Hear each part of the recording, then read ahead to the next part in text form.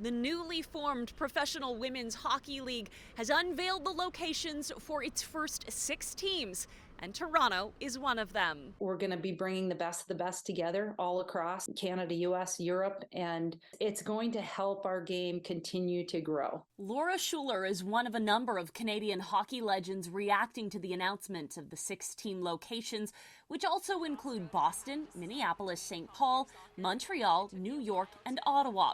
While it's not yet known what arenas will host the games, the PWHL is getting consultative support from the NHL, a differentiator from previous iterations of women's hockey franchises that has board member and Dodgers president Stan Kasten confident in the league's long-term success. They've helped us identify markets. They've helped us talk to NHL teams and to cities and buildings and things like that.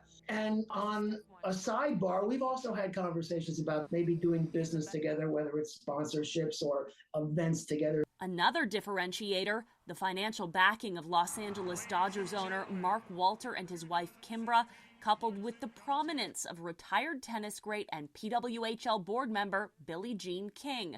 As for players' salaries, they range from $35,000 to $80,000 for those on active rosters, and each team is required to sign 6 players to 3-year contracts valued at no less than $80,000 per league year.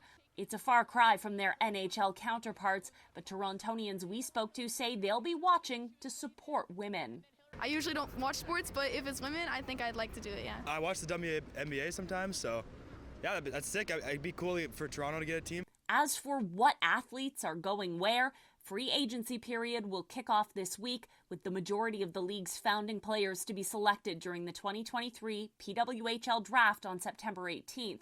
Games are set to start in January, and GMs for the franchises are expected to be named in the coming days. The 2023-2024 PWHL schedule will feature 24 regular season games per team, followed by the playoffs. And with the exception of this upcoming season, most years games will run from November through to May. We're expecting a full schedule announcement in the upcoming months. Outside the Hockey Hall of Fame, Michelle Mackey, City News.